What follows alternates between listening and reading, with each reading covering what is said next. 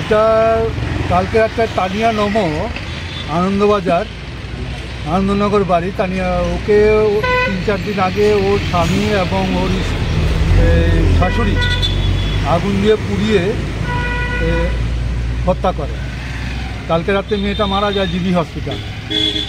তো এই জন্য আমরা এই ব্যাপারে ন্যায় বিচার যাতে পাই, হ্যাঁ, ক্ষতিগ্রস্ত পরিবার যাতে ন্যায় বিচার পায়, তার জন্য আমরা এই থানাতে এসেছি এবং আমরা মামলায় যাব।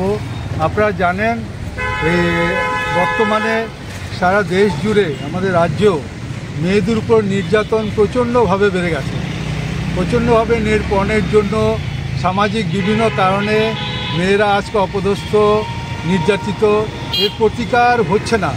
আমরা সবাই বলছি মেয়েদের বিরুদ্ধে অন্যায় বন্ধ করতে হবে।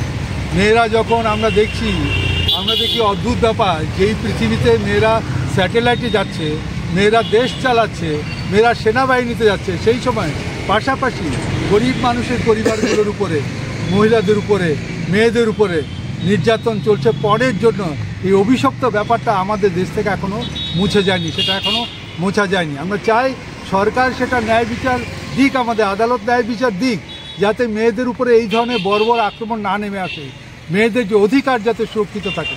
সেই জন্য আজকে আমাদের আশা, আমরা কালকের মধ্যেই এটা এফআইআর করব।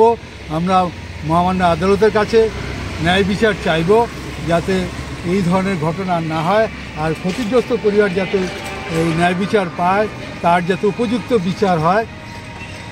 যারা আগুন লাগিয়ে মেরেছে তাই হাজব্যান্ড এবং স্ত্রী, এই জন্য আমাদের আশা।